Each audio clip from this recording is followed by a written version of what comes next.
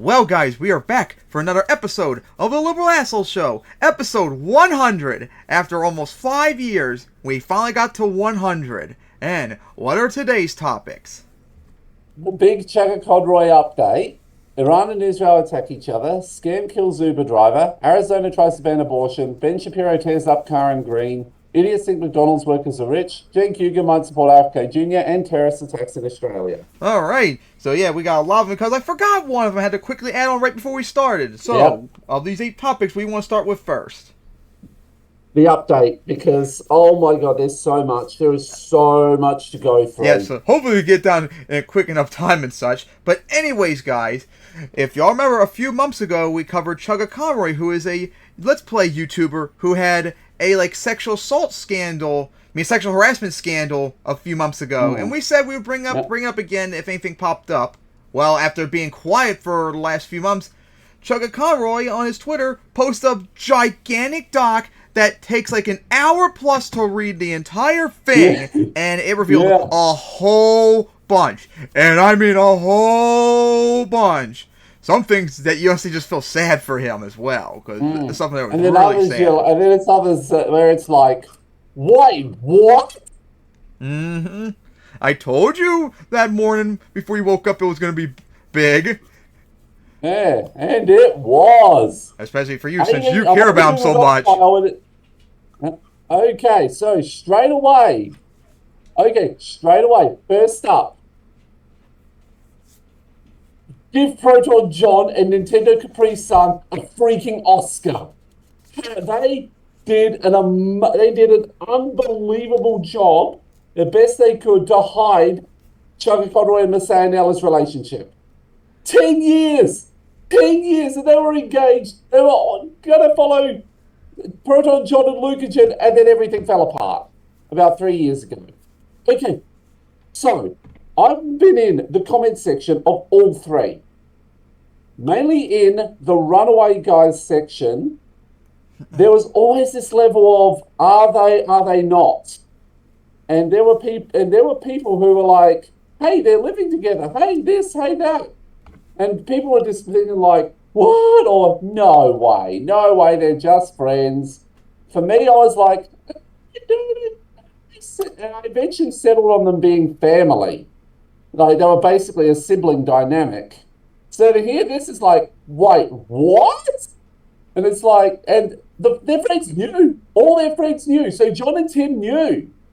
And, okay, to give you an idea, John can so effortlessly bold-face lie. Because one of them he actually said, after a meal had been a bit silly on one of the things, he said, this is why you don't have a girlfriend, at the time he was dating Masai. And also, so now, what about the sexual harassment allegations we covered? Because there was a whole bunch of stuff about that too. That might be what, it did say that the breakup was difficult. There was a mention that there was a major argument between him and one of his girlfriends at the time. And going by times, knowing what we know now, I think it was Masai that was the big one he was arguing with. They have buried the hatchet. Just clarified, Masai's clarified a couple of things, and they're now going to have absolutely nothing to do with each other. Which I think is fine at this point after everything that went down. Considering that she was the big one, that her allegations were the big ones that got a meal cancelled. Like the one to wear shoes and all that, or was it someone else? That was the shoes one was Lady Emily. Yeah, because 3 different women involved. Masai was the one that Lady Emily, Masai was in one, and then it was someone else. Lawley was the other one as well. Yeah, and if I remember correctly, I kind of skimmed through it. Chugga-Conroy showed the messages and DMs on Discord, and it looked like that it was consensual role play with the shoe accusation and such. Yes. Yeah. So to me, when I read it seems to me like Chugga-Conroy was almost getting set up in some way. Yeah, The Lawley one, he absolutely was. Mm-hmm. The thing is, also remember that they say that he was. They say he's like physically 19. What you've got to remember is that there's a condition, I don't remember its name, that most people on the autism spectrum have that mean that they take longer to developmentally mature than most normal people. So yeah, Chugga was 19 in the body. I can tell you now, he was almost certainly not 19 in the mind. I know I wasn't. I didn't hit developmental maturity until I was about 20, second year, which was in second year uni. So, yeah, like, And then of God, course, there's so much. so we got to see about like all the sexual harassment allegations now. I still think when it comes to the thing is the claim about not knowing the meaning of the word boundaries, while it takes on a more complex thing, I still stick by it. He didn't know Yeah, you because he said allowed that. his boundaries to be pushed. Yeah, because And we that's talked about that not last time. something and that was, uh, that was, lost my train of thought. And like, if it was pushed, that'd be the new boundary. And then, That is not healthy. And again, another indication that he doesn't know what it means. and then, I sure hope he does now. and then, oh my God, the third woman involved. Oh my gosh. Oh, Oh, God. that like it feels like even Lordy. worse. Oh my Yep. gosh. That Yep. feels like he was definitely set up. Oh my That was a gosh. setup. Oh. Also, I was pretty much right with how old Emil was. I knew he was older than me, but fair way older, but not significantly. Um, so that he's 34 now. So yeah, about the same number of years older than me that I am older than my brother. And older than me. But yeah, Yes. so Yeah, so it was like 2010. Yeah. so yeah, base. Now, of course, remember, guys, I skimmed kind of through it, but there was this third woman involved. If I remember correctly, she was like a fan of his from like a long time ago, and she like tried to like was it, like hook up with him or something like that, and he did not like have a interest or whatsoever. Came back I like think so. came back like several years later. I don't know what actually happened, but it felt like from what I read, because I don't remember off the top of my head fully, that he was big time set up on that one to get fucked over.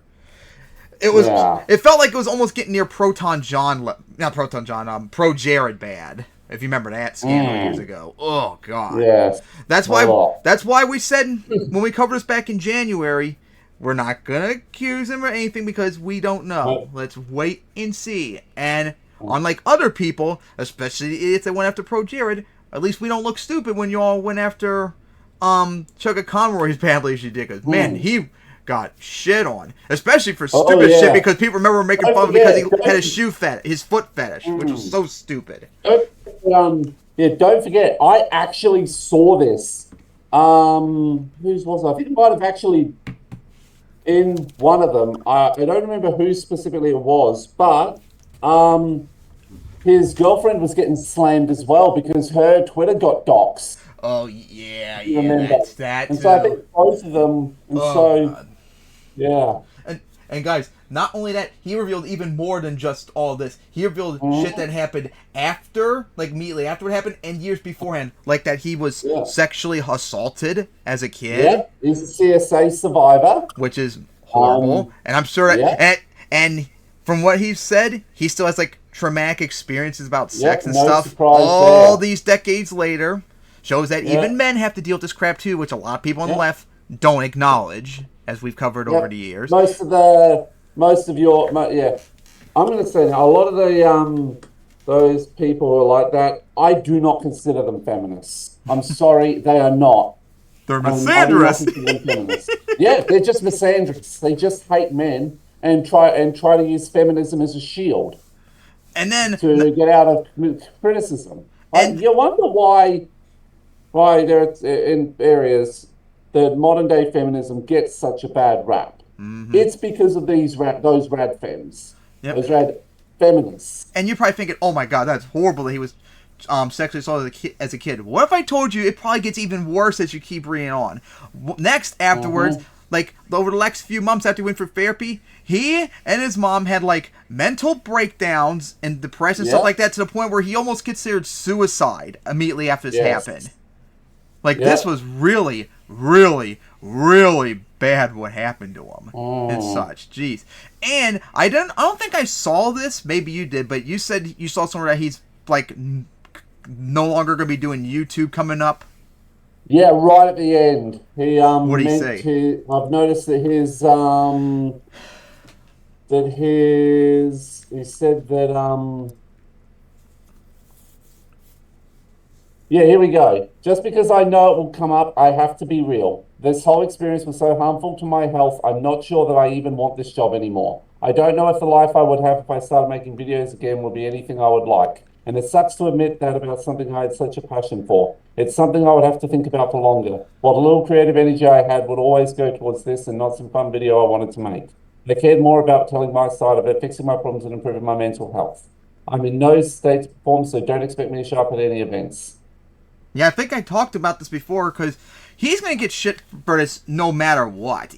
Even if he, like, points out all the stuff that happened, like, he's probably not going to recover. Hell, even Pro Jared, all these years later, still hasn't recovered from his channel from the sexual stuff that he had years ago. But I think I said too, but eventually you're going to have to learn to deal with it, Chugga Conroy. Like, people are going to give you shit no matter what. You gotta eventually have to get over it, and if not, then don't do YouTube ever anymore. But if you're gonna do it, you're gonna have to deal with people like this. I deal with these people every day and such since almost as long as you. Because how long has he been on YouTube? I've been on YouTube since June of 2008. Remember, he's probably got to be up there just as long or so. Like, you're gonna get shit no matter what. Like, you eventually gotta have like a bit of a thick skin and just deal with it. So yeah, this is what 16 years he's been on.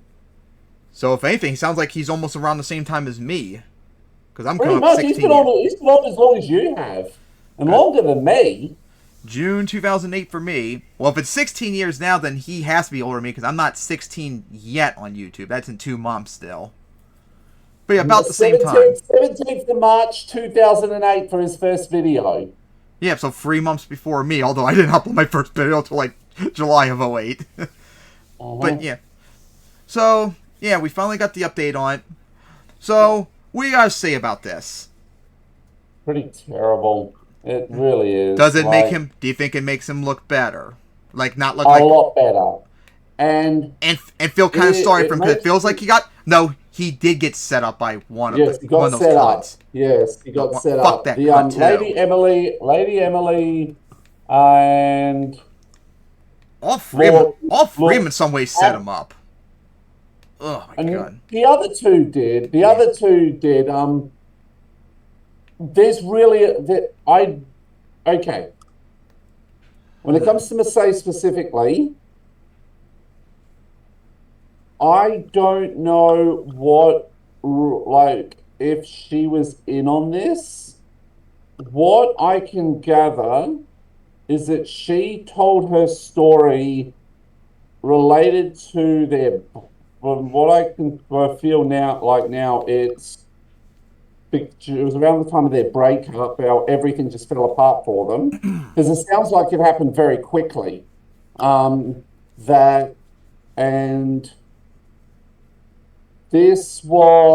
she jumped in to tell her story, not lie,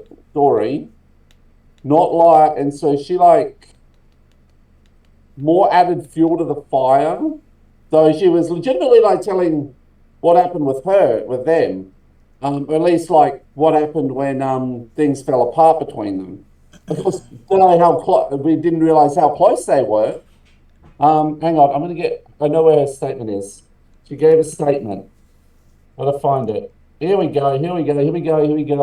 She gave a statement. I have to read. Where is it? There is it.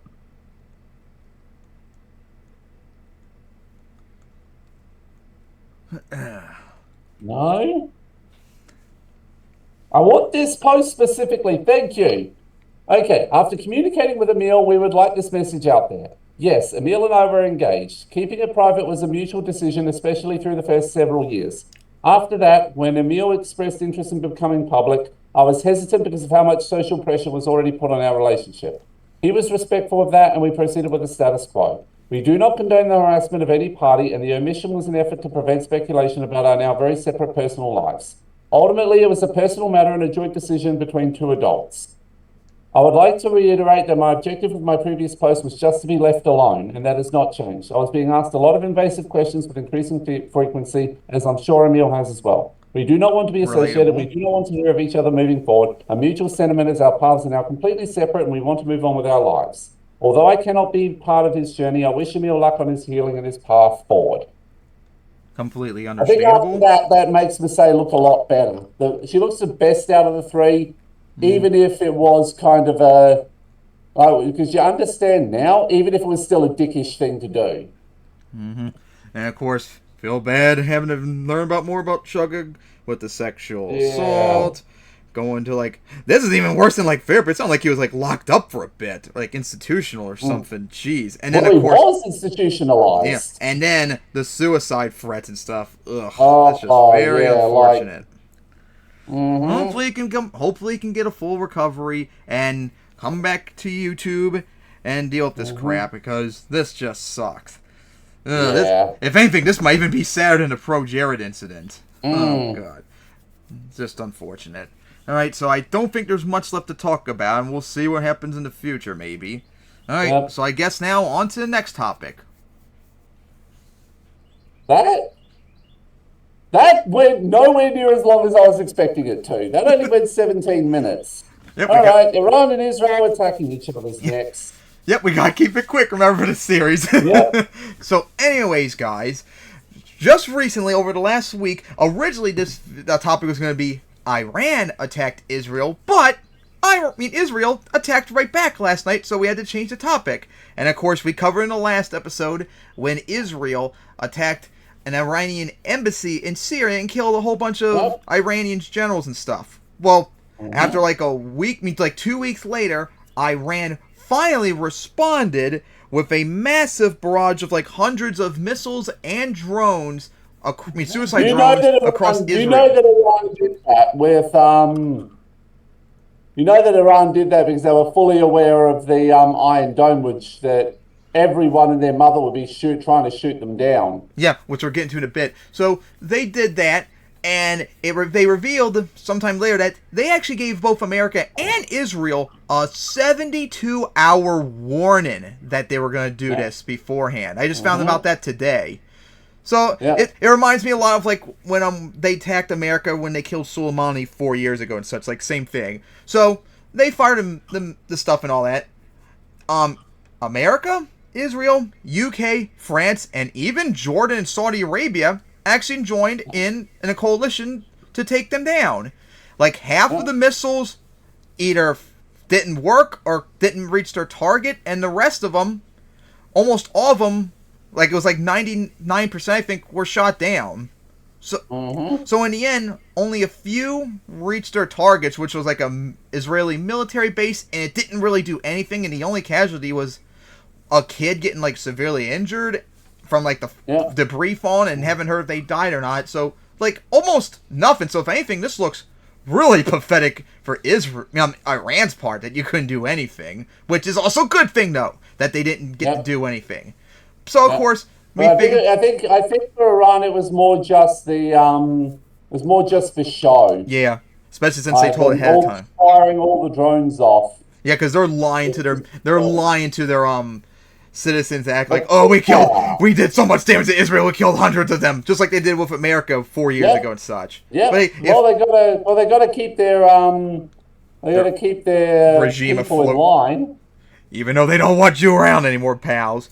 But anyways, so they did that, and of course, immediately afterwards, everyone was worried about what would Israel do, and America made abundantly clear that they will not do any sort of offensive action against Iran, which is good. Make it abundantly clear we're not going to get involved. And I thought they're not going to start war. That they're not going to try and start World War III, even and if Israel will try. so wondering what the heck they were going to do and all that. Well, last night, Israel did some sort of an attack on Iran where they attacked one of their military bases and near their nuclear facility, I think it was. Yep. No idea exactly, because I've seen conflicting reports that it was an air strike, a drone strike. Hell, I guess this kind of is a drone, but I heard like an unmanned plane did a strike or something like that, but I'm sure that would be still a drone. But we don't know exactly what happened, and likewise, it didn't seem to do anything. And Iran is denying straight up nothing happened, if you've seen the news. They're doing the exact same thing that Iran's been, and for all of you who don't know, act like, oh my god, this is the first time ever. No, Israel has actually, and America too, have done attacks on Iran in the last like 15 plus years. For all of you who don't know, they did a massive like computer virus attack on them in 2011, I think, that really damaged their nuclear capacity. They remember, I think we covered this in 2020, from like the summer to like November 2020, Iran all over the place had like these mysterious explosions, and Iran act like nothing's happening, everything's fine, stuff like that. I still think, and I'm pretty sure after seeing all this, that was Israel doing all that and such. To me, it seems like Israel and America too are doing some sort of covert stuff in Iran, and Iran knows it, but since they're afraid that it'll look bad, and they really will not be able to win any sort of like conflict with America, Israel, they're going to be like, we're just going to be on the lay low, not say anything, and hope it like nothing happens or something like that. That's how it felt like to me. So that's the situation right now. And of course, who knows? Hopefully Iran won't do anything stupid, because unfortunately, guys, the way they keep going is they're just going to keep escalating unless they just finally like, okay, we take the L and we'll stop. Like that's Iran, the only way. I think it looks like Iran's gone back to being like, say nothing, just say nothing, lay it all down, and maybe I even said it on Twitter to one of the people I covered who covers this stuff too. You did your Nazi, you did your virtue signals. We both did our virtue signals for our things. So let's just calm down before we start launching nukes at each other. So yeah, this is still really bad on both regards too. This shit does need to stop once for all. First off, Israel, stop doing your genocide in the Palestinians. That needs to stop. And also, stop doing stupid attacks like attacking the Iranian embassy and stuff like that. It was just as stupid as when Trump attacked Soleimani years ago. Just stop. End discussion, just stop. And Iran, you need to not do something like this again. You are really pushing it. Imagine if you somehow did kill Israelis or something like that. You'd be in a really bad shot. Especially since we can't deny the fact that you were... That would trigger a regional conflict that would stand probably a 50-50 chance of expanding to global. Yeah, depending on if Israel's like, you know what, we're going to fire on China. We want to bring, depending on how much Israel's like, all right, we have the regional conflict. Now, America, you need to attack China and start and make this global. You look like a failure for your attack. Let's be honest, it did not look impressive whatsoever. And if anything, you might have straight up just not only pissed off all of the Middle East, pretty much to Israeli side, like Saudi Arabia and Jordan. But I saw an article on Israeli news site. Yeah. Unfortunately, I think they've legitimized Israel's war against Hamas now for doing that, which is not good. Like, they almost completely turned the conflict to a 180 against them doing that. They've basically guaranteed that they're basically making Israel look good, guys, which is pretty bad. Basically meant that the Palestinians are now going to be like exterminated. Like, their population's gone now. Population's doomed, according to the Middle East.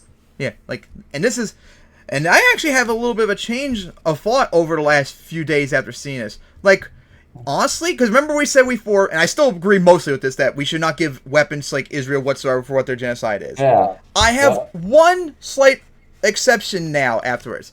Maybe we should give them defensive weapons for Iron Dome. Just that, to prevent this. Because think about it. because we said no aid to Israel. What if we don't give them no aid to Iron Dome, and then Iran does this again? They do kill Iranians. That could, Israelis. That would definitely lead to war. Whereas this, giving them weapons in that regard, is actually keeping the stability and peace at the moment. So, self-defense for peace. Now, of course, I would like to see someone on the left maybe consider that maybe a nuance, which I know they're not. Oh my God, there are so many idiots on the left online that are actually fervently celebrating Iran doing that last night and having a freak out with Israel. I can tell you he does because he's Revolutionary Blackout Network. Yep. And saw them. Yep. And other idiots. Even though he's not on the left, Hinkleberg was celebrating it and all that. That's Jacob Dinkelberg. Yeah. I love calling it. God, fucking idiots. So yeah, Iran, Israel, stop. Just stop. We don't need any more crap right now. Just stop. And hopefully nothing happens. All right.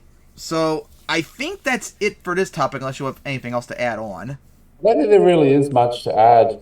Hasn't been added already. So. All right. So then on to the next topic. That will be scam kills Uber driver.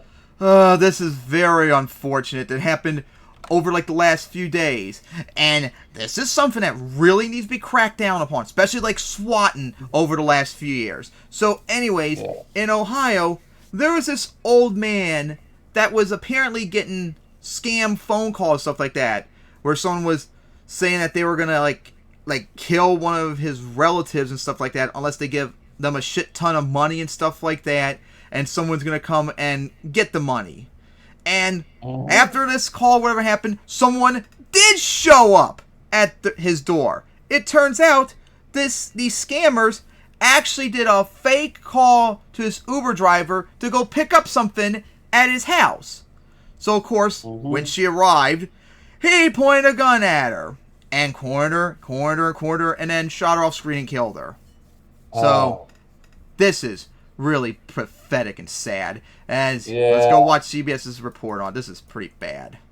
We're going to turn now to the tragic story. This one out of Ohio. Deadly encounter between two people who did not know each other and were both victims of phone scammers. Victim one, 81-year-old William Brock, received threatening calls last month saying his family was in danger and demanding money. And then the scammers also called an Uber driver, Lolitha Hall, to pick up a package from Brock's home. Brock then confronted her with a gun, believing that she was connected to the threats he'd been receiving, and now he is charged with Hall's murder.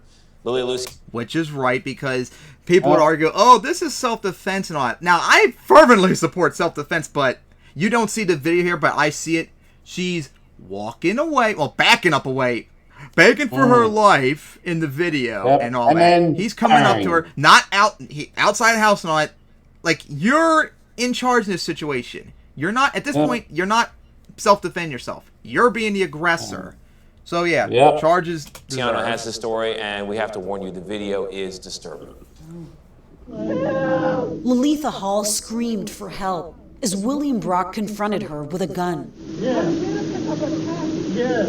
know what you're after. But as the Uber driver tried to flee, police say the 81-year-old resident shot her multiple times. And then he called 911. Well, I shot her in the leg first time, and I shot her in the shoulder. Why did you do that? Because I was threatened that she was going to come and kill me.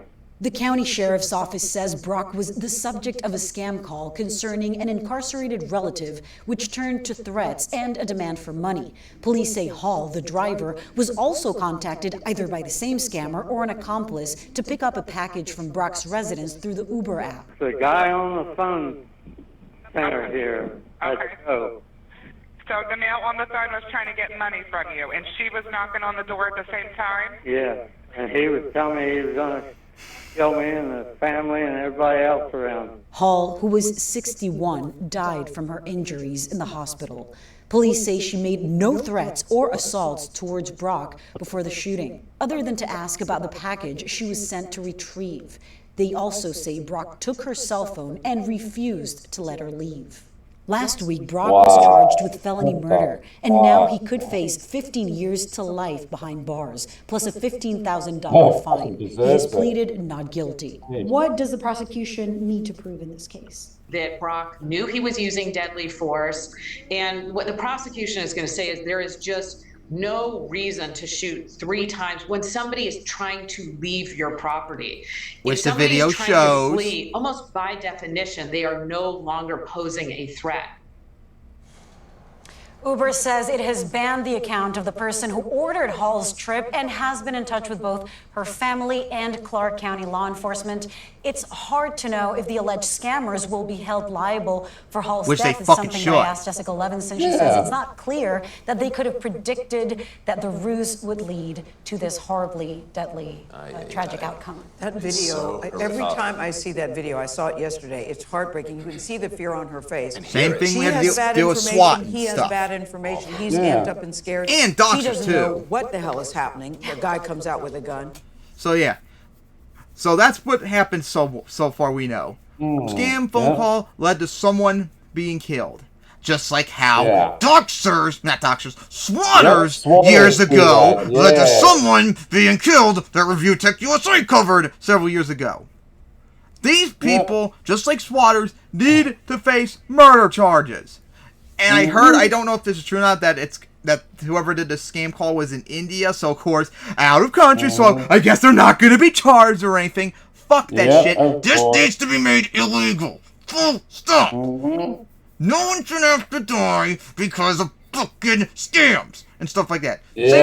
Same goes for fucking SWAT and stuff like that. This shit needs to be made absolutely illegal. And of course, as someone who's been hacked before, and I don't know about you, but I always get like people on Twitter, obviously like scam accounts trying to at me and bug me and stuff like that. I block them instantly. I get like random calls on my phone, random texts from people I was ignoring, stuff like that. So I could see this somehow happen to me and other people too for bullshit reasons. This shit needs to stop and be banned and made illegal and all that. So yeah, we gotta say about this fucking irritating thing. It's horrible, but it's not surprising that. Yeah, it's not surprising. But absolutely fucking irritating and pathetic. It is absolutely horrific. Feel bad for that woman that had to go for that. Just doing your job, people. Can't even do your job without being killed because someone got tricked and all that. Oh my god, so irritating. And I don't, like I said, I don't. If the scam or whatever was in India, I don't give a shit. This needs to be banned everywhere. And we need to pressure everywhere in the world to do this shit. We can't have like international criminal stuff like this get away because they're not in their country, so their rules don't apply. No, fuck that shit. No, fuck it. International law applies. Yes. And you like that for swatting, doxing, and all these scam calls. Because I'm tired of shit. Yes.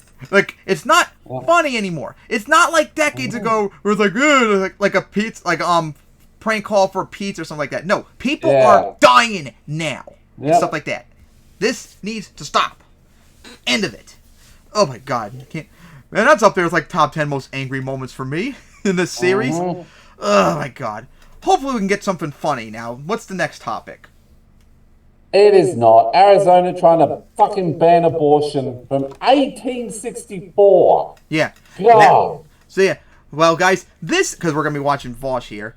Arizona recently, their state Supreme Court accepted a law that would ban abortion in all cases. And this thing was all the way back during the Civil War. This was before Arizona was even a state and such. Now, the reason why I said tried instead of did was because their attorney general is a Democrat who says she will not allow it. So technically, abortion isn't banned in Arizona. But the law's in place, so all it takes is an attorney general change to someone who wants it banned, and they could do it. But right now, thankfully, it's not, which, good. But there's one thing I realized, too, and I'm sure you already know where this is going. This is probably going to straight up make Arizona guaranteed buy and win this time around, just like it was last year.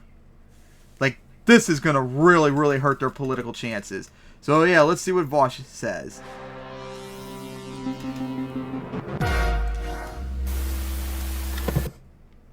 So, yeah, Arizona's top court banned abortion in the state of Arizona, and everything started happening very quickly. Apparently, this is video footage of evangelical Republicans in the House of Arizona praying in tongues that the 1864 anti-abortion law is made like enforceable by the courts again. These are state officials, people. These guys are creepy. I love sharing my country with these people. It's great. And are you still there? It's so cool.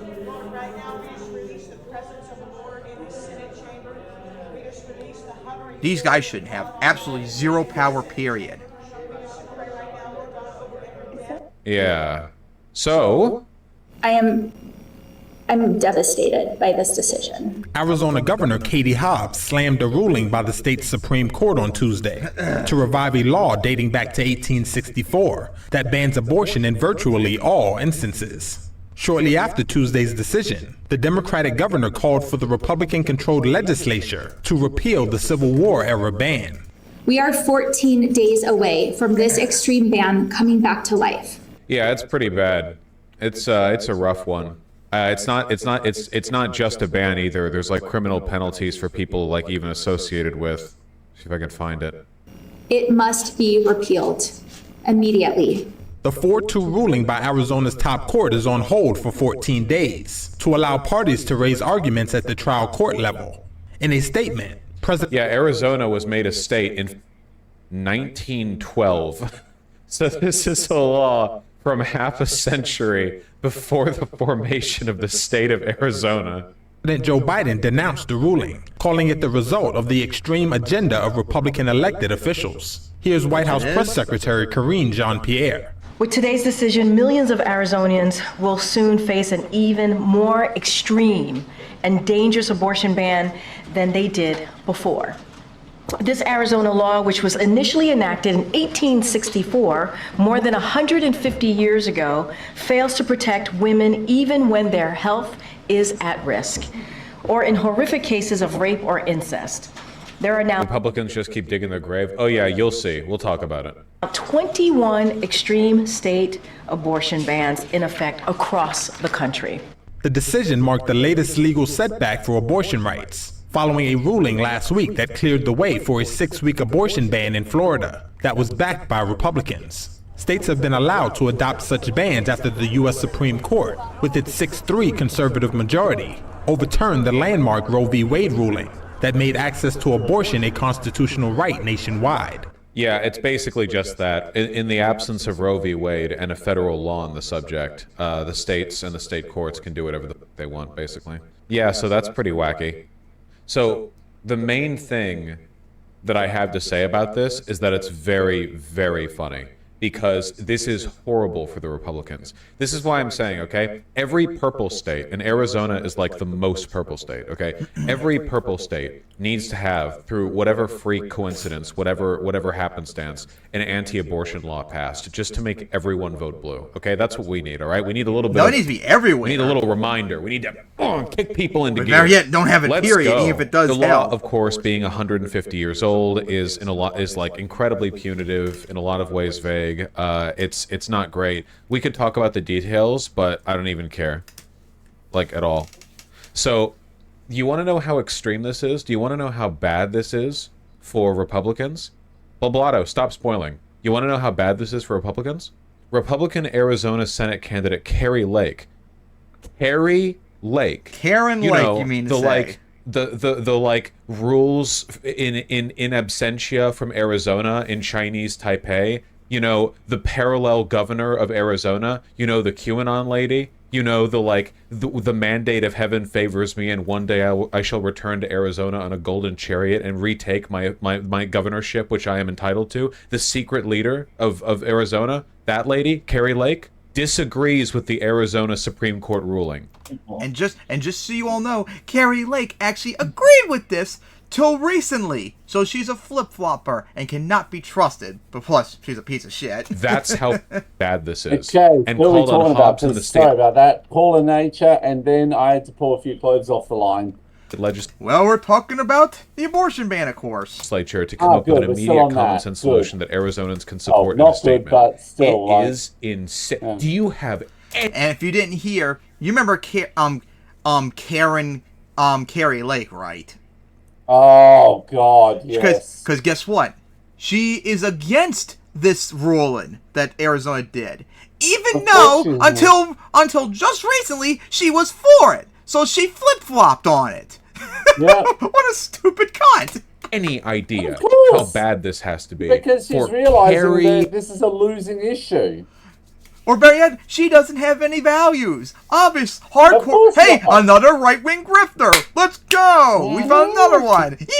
Lake to release a statement disagreeing with this ruling. Unbelievable. And like I said before you came back, I don't believe her. I don't believe one word she says now. She's proven. And the right wing infighting is quite a sight to behold. Never does. Yeah, it's never, not just them never either. Believe her again. Didn't I have another link here? Yeah. Let's say that oh no, this is the AZ Attorney General. By default. And here's where the Attorney General's talked about where this is why I said they're trying to ban, but they can't as long as. Oh yeah, this is a Democratic Attorney General. Arizonan Republican congressman. Today's ruling is a disaster for women and providers. In Arizona, our 15-week law protected the rights of women and new life. It respected women in the difficult decision to ending a pregnancy. This territorial law is archaic. This is horrendous. Horrendous for Republicans, you know? And what's more, and I guess you weren't here when I said this before I played the video. Because of this, I think it's almost guaranteed Biden's going to re-win Arizona now. Mm-hmm. Like, he won barely last time. I think this is almost going to guarantee it. Because, guys, the pro-choice side has won every single time, even in very red states, by wide margins. And like I said back when Roe v. Wade was overturned, that was like the worst thing for Republicans to happen probably in the last decades or so. This is going to hurt them as long as they keep remaining anti-abortion. And we saw the events afterwards. It keeps hurting them over Attorney General and over of and Arizona, over again. who won her election with no more than 400 votes above the Republican candidate, said she's not going to enforce it. Today's decision to reimpose a law from a time when Arizona wasn't a state, the Civil War was raging, and women couldn't even vote will go down in history as a stain on our state. This is far from the end of the debate on reproductive freedom, and I look forward to the people of Arizona having their say in the matter. And let me be completely clear, as long as I am AG, no woman or doctor will be prosecuted under this draconian law in this state. Good.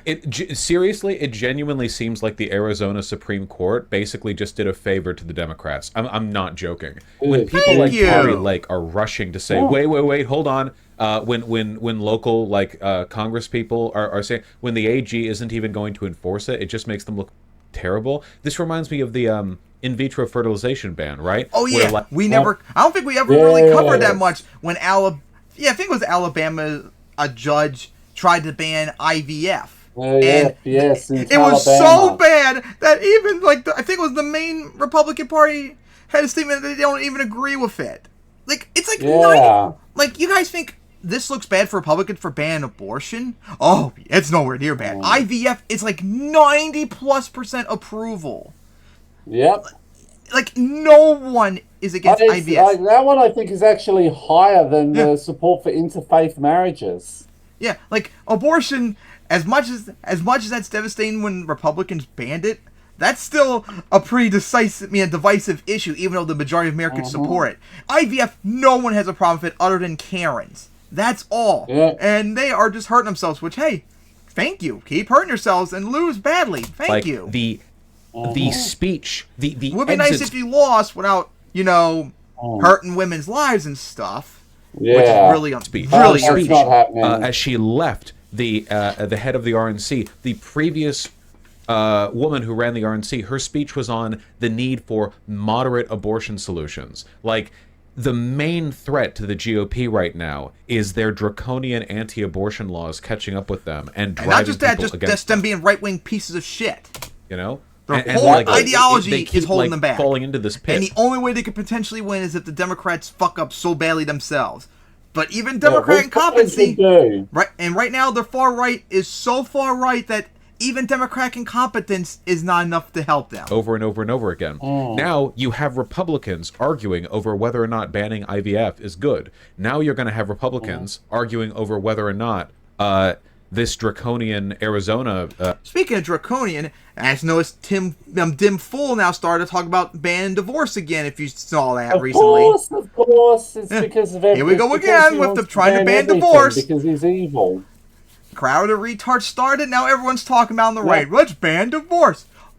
Yep. Let's ban being the a Supreme Court woman. ruling is good or bad, right? It makes the Right, I GOP reckon much weaker. Was this law already enforced in pre-Roe Arizona? Kind What of, am I, they a want to historian? completely This law is from 150 be, like, years ago. explicit. Yes, it was before Arizona was we even a want to state. ban The being a territory woman. of the area before Arizona. This is obviously a good thing, but can an AG just decide not to enforce a law? Yes. That's the same reason we have sanctuary cities, you know? Where the police and the local courts refuse to cooperate with immigration customs enforcement. Yeah.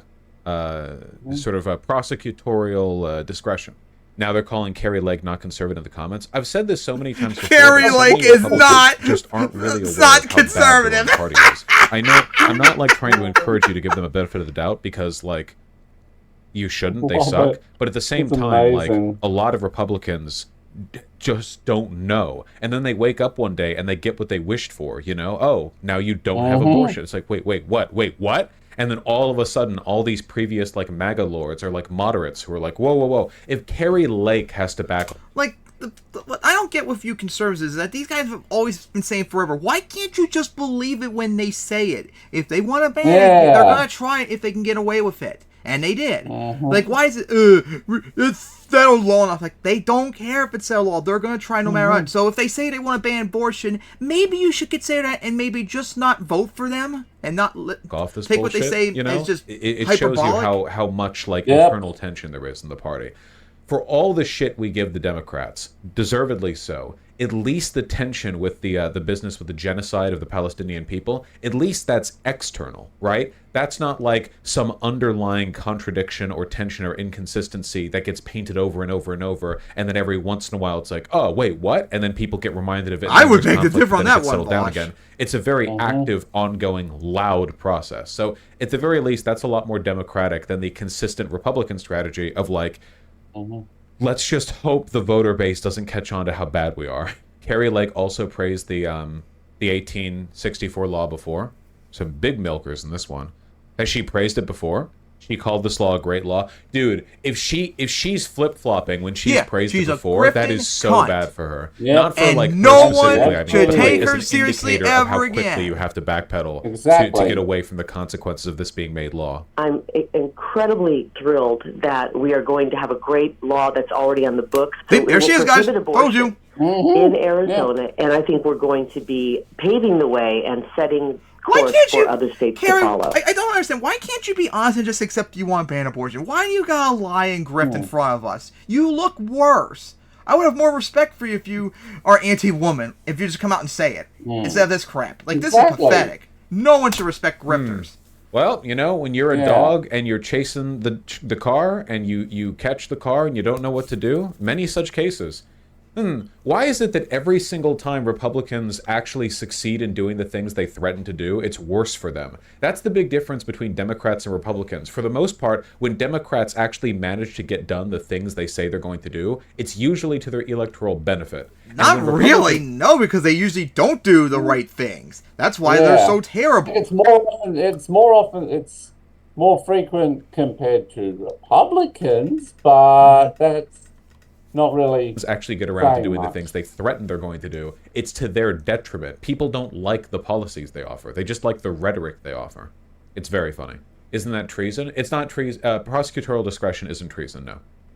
In fact, prosecutorial discretion is exercised all the time in like every county in the United States, whether or not you know it. There are lots of laws in the books that cops could be absolute dicks about, and instead they choose to only, they exercise their discretion and only apply it to black people. So, you know, happens all the time. The system works. Two of the judges are up for re-election.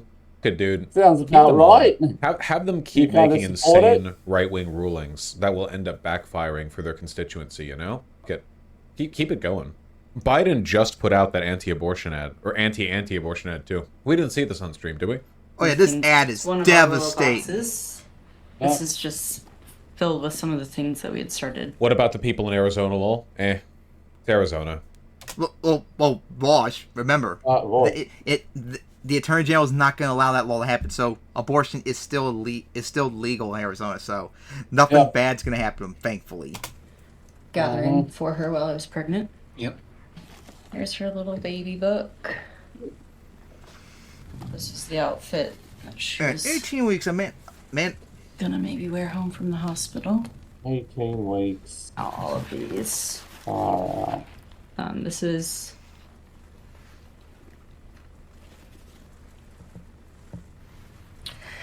the blanket that she was in.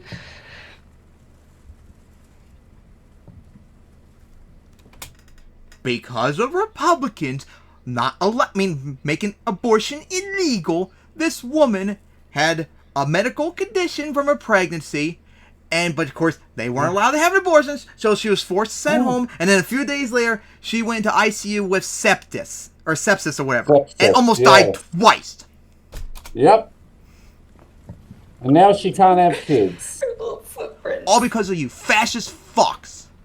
Yep. If she was able to get an abortion, she would be okay and maybe able to have another kid in the future. Mm-hmm. So much for your pro-family values, assholes. Mm-hmm. Fuck on you. the plus side, the Arizona Supreme Court ruling means Biden will get to film more stuff like this. It's piece of shit like you that's going to easily lead to your downfall, which, hey, good for you, but why should women have to suffer because of you? I do like the Joe Biden jump scare at the end where you see this like horrifying scene, and then he's like, "I'm Joe Biden. I did that." I'm Joe Biden, and I did that. It's like striding towards the camera too. That ad is going to so cover devastating. That the Republicans in Ohio and now Alabama are saying that Biden and the Democrats. Why do can't be more on the ads ballot like these, because and it's maybe you after the even deadline? guarantee your chance to No, win even because more? I don't think it's actually going to happen. I just think it's more stupid posturing bullshit. We need to get used to like bad faith stuff from the Republicans. They're going to do everything they can. Like they're going to be out there in the courts saying like, according to this one thing I read, actually like death penalty. It's going to be nonstop. Because conservatives are Especially in liars. Ohio Republicans are so insane. Like, I think in a lot of ways the Ohio Republicans are worse than the ones in like Tennessee or whatever, because they're in a purple state. They know they're fighting over every margin, and they are just like militantly insane. There's not even much in the way of like, I guess, authentic. Remember, there was that there. It's just, Tennessee. There was that Republican politician who actually who tried to put up a bill that not only would have banned abortion at 0 weeks, but also legalized murdering women who were seeking abortion extrajudicially. And this law, pretty much in Arizona, would do that too. Swing state Republicans are. It is funny how that works, right? Like swing state Republicans are literally Hitler, and swing state Democrats are literally like Lenin. I don't know about that, Wash. In terms of that they're I don't know. Democrats in Midwestern swing states are Lenin. I'm sure there are a few communists. states where the GOP is quiet enough that they don't even really try that hard, but yet maybe Vermont, New Hampshire, maybe like the Northeast. Yeah, like Maine. I don't know. I don't hear as much from there. Then again, Maine did have that law about funding, or that push to like Republican fund, dipshits in my state, as long as they're not on the eastern shore of the West Coast, are more sane. Sure. No, you're That's right. New not Hampshire saying is much. crazy. Maybe Vermont. I don't know. Maybe Bernie just had a calming presence on the entire goddamn state. Because anyway, Bernie's awesome. What about Utah? Well, Utah is different. Utah isn't even a part of America, really. Like in every other state, the Republican wing is evangelical, and in Utah, it's Mormon. It's a very different. There's probably another Republican state party that might be more reasonable. Alaska, because remember we covered over the years. Alaska's guys, their Republican party is like much more libertarian. But abortion's legal. Not only libertarian, more like Lolbertarian. Funny enough, not only is abortion legal still in Alaska, it's legal anytime you want. That goes even farther than Roe v. Wade. Pot's legal, and they're not going after gay marriage. So Alaska is probably like Republicans. I'm telling you right now, if you want to survive, you gotta go the Alaskan way. You have to become more libertarian because you're gonna lose otherwise. it's very weird. You have to drop your know? social issues bullshit. Well, that's how. Yeah, it's an enclave. Palin lost eventually. Yeah, also because she's even Spokane stupid. over here starting to turn Then left. again, Yeah, a lot of I'll believe it Republicans when are I see it. genuinely stupid as well. Mm-hmm. Not that hard. So yeah, what do you guys say about that? Trying to ban abortion that Arizona's doing, and they're using a law that was around decades before Arizona even existed. As a colony or territory. Yep. Even during the Civil Yep. War, for crying out loud. Absolutely Yep. pathetic. But thankfully, like I said, as long as they have a Democratic Attorney General, which they do, they can't enforce it. So, all women in Arizona right now are safe. But you gotta eventually, hopefully, it might be too late now because it's almost May. Hopefully, they could try and get some sort of referendum to like legalize abortion in a state constitution or something, like my state's gonna be doing, a whole bunch of others, because then I'll almost guarantee Biden victory. But hey, thank you Republicans for being idiots and probably making Arizona now a blue state. Biden will probably even win by an even bigger margin now. Which hey, I'm gonna laugh and laugh and laugh when that happens. I cannot wait till I mock these idiots like we did last time when Biden won. It's gonna be fun times. Fucking idiots. All right, so now on to the next topic. That'll be... Give me a moment. Ben Shapiro ripping up seditious car and greed. Oh my god. When Benny Boy looks like the sane person, you know you've done goofed. So of course, and we're probably got to cover this next time too, because it's getting big. Karen Green and other Republicans are now considering taking down Mike Johnson, the speaker, like they did McCarthy last year. For the same reason, pretty much. Because Johnson has actually allowed Ukraine aid to be voted on recently. So hopefully it passes. But of course, Karen Green, being a Putin simp, is salty about that and is trying to eventually maybe take him down. Which, of course, hey, Republican infighting, let's go. Fight like skeletons in Minecraft. And, of course, Benny Boy actually having a brain somewhat, even if it's a 1% brain, is more than the 0% Karen Green has, realizes what she's doing, and rips her a new one. And we're gonna enjoy every moment of this. Is split between a very small group of Republican congresspeople who are clowns and who wish to basically do their clown act on TV You're for a clown money too, and Benny notoriety. Boy. Always remember and that. the vast majority of Republicans who actually would like to Just pass probably bills that they not believe one are the best thing they clown. can get for America. That doesn't mean the best bill possible, because the best bill possible is not possible when you have a Democratic Senate and a Democratic president. But yeah, as Benny Boy pointed out, you idiots. Democrats have the Senate and we have the presidency, so guess what? You're not going to get everything you want. Hell, you're probably not going to get anything you want, especially since you could remember, you guys saw, I think it was like, what, a 6 lead in the House? Now it's shrunk down to like 2 or something like that?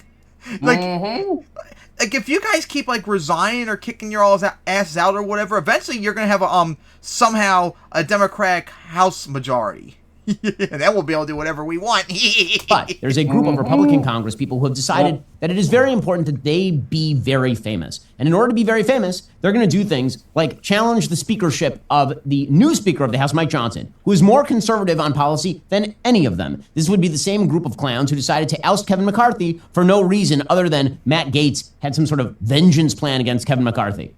Mike Johnson should nuke this. Oh, and by the way, recently McCarthy talked about this. Could you remember, like, when they ousted him back in October and such? McCarthy just revealed recently in an interview that it was because, Gaetz took him down because he would not cancel the investigation against him for, like, his sexual harassment or whatever it was.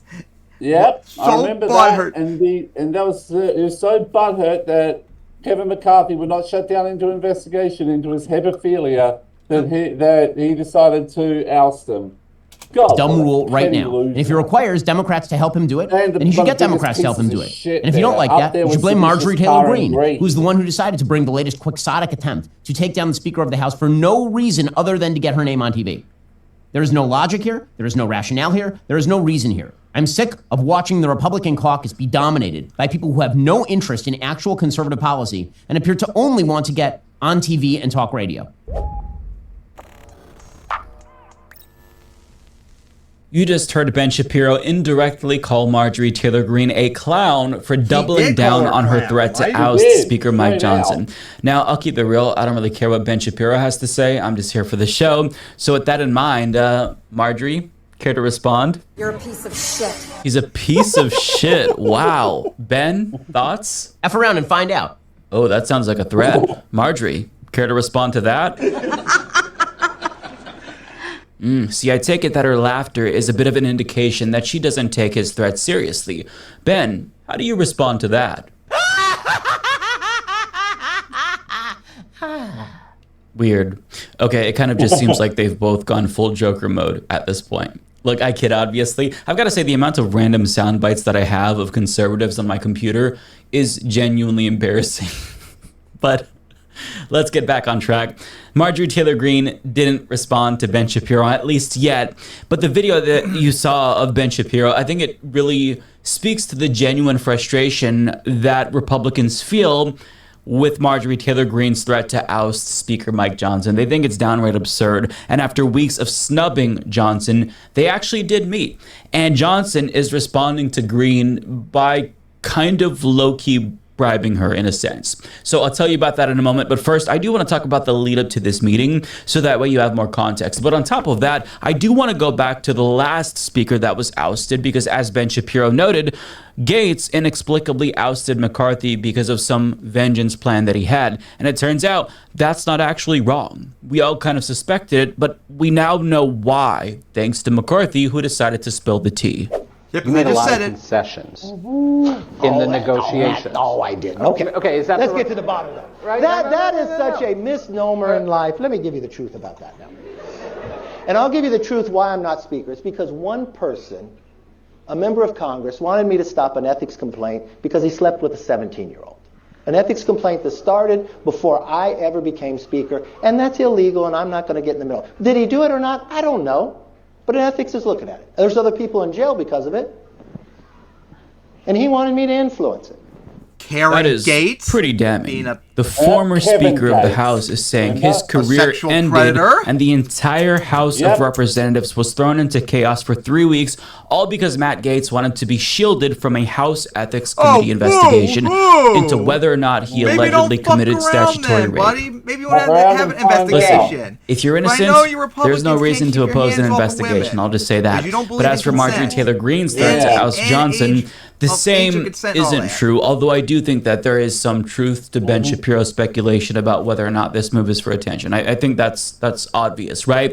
But to recap, Greene officially filed her motion to vacate Johnson before the House's 2-week Easter break. And side note, don't you wish that you got 2 weeks off for Easter? I mean, that's just such a long break. But regardless, during those 2 weeks, these are the people in Congress that probably should not be having breaks whatsoever when you're doing something this important. She was talking a lot of shit. For example, she likened Johnson to Nancy Pelosi, hilariously enough, and she even speculated about whether or not he changed his policy positions because he was being blackmailed. And by the time the break was over, the Washington Post reported that House Republicans were actually dreading their return because they weren't sure what sort of a shit show they'd be coming back to. And some Republicans are even getting the sense that Mike Johnson wants to quit because of all the bullshit. As Politico reports, some are also privately asking if Johnson even wants the job anymore. In private conversations in recent weeks, I don't think he's anyone wanted that job when they did the vote back in October. Complained about a lack of sleep and the demands of frequent traveling. When shit hits the fan, members say he'll have some soul searching to do.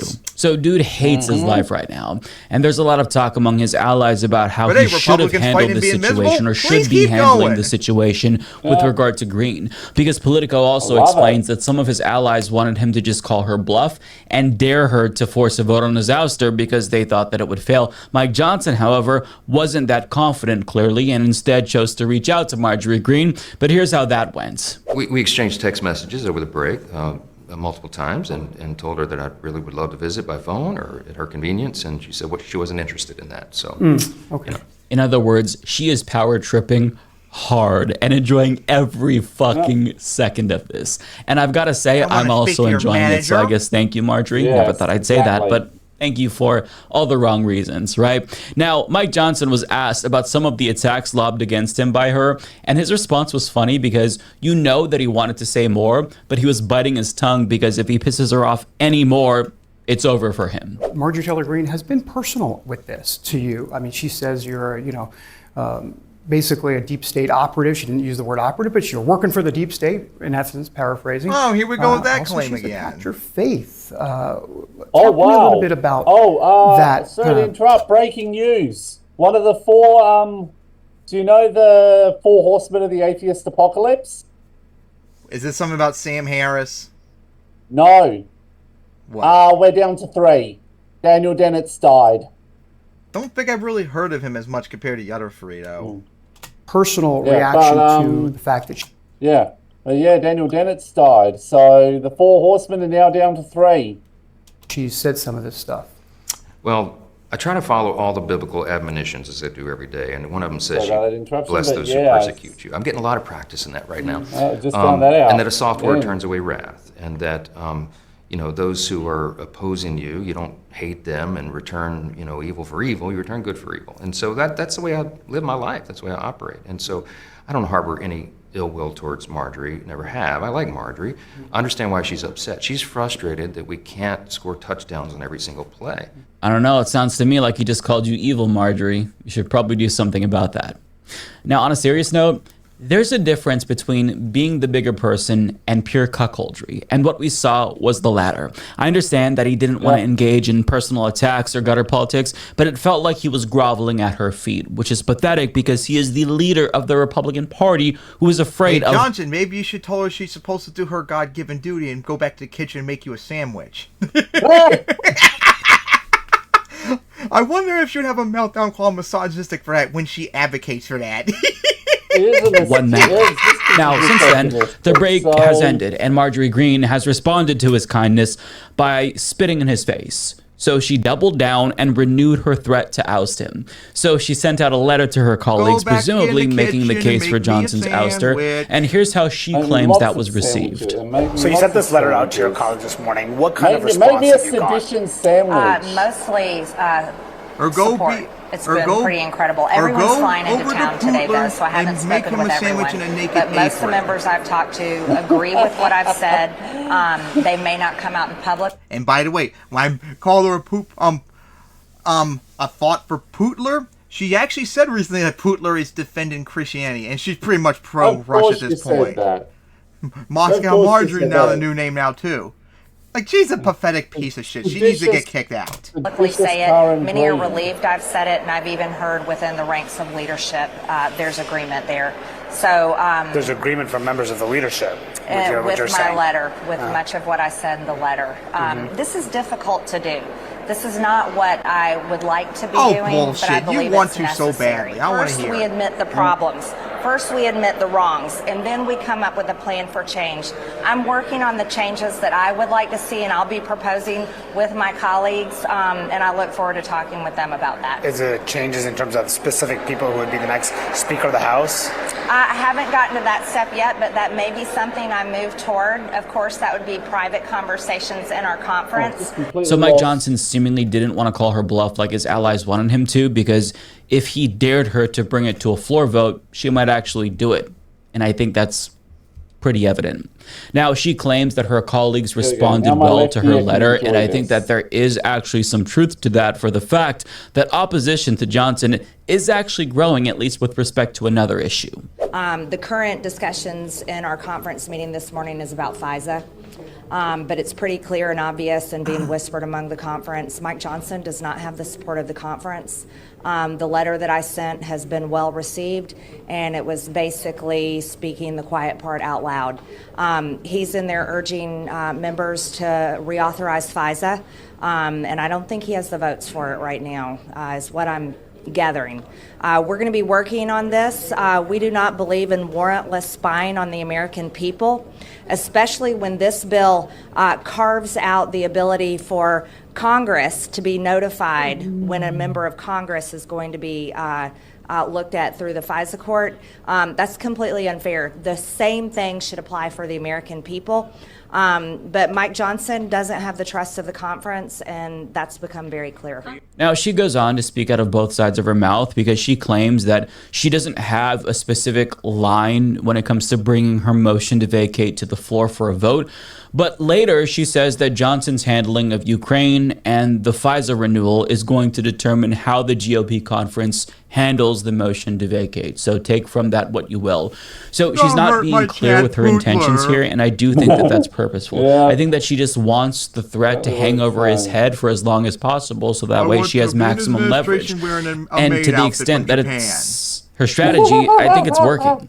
Now, she arguably does have momentum on her side, at least when it comes to FISA. And I say this because dozens of Republicans came out swinging against the FISA renewal, and that includes Donald Trump, who explicitly told Johnson to kill FISA via Truth Social. Now, it ended up failing a procedural vote on Wednesday, so it turned out that Marjorie Taylor Greene wasn't necessarily wrong to point out the fact that opposition towards Johnson was building, at least with regard to this one issue. Now, that's not to say that they're also going to go along with their motion to vacate, but it is true that I think momentum is working in her favor here. Now, having said that, I do also want to say that it's super discouraging to see liberals like Mueller, she wrote, shit on Republicans for wanting to not renew FISA for hacky reasons, I guess. Now, they argue that the reason why Republicans oppose the renewal of FISA is because they're in cahoots with foreign governments and just want to hide that fact. But that is totally irrelevant. Warrantless surveillance violates the Fourth Amendment, period. Liberals should not support warrantless surveillance that's unconstitutional just because Republicans oppose it.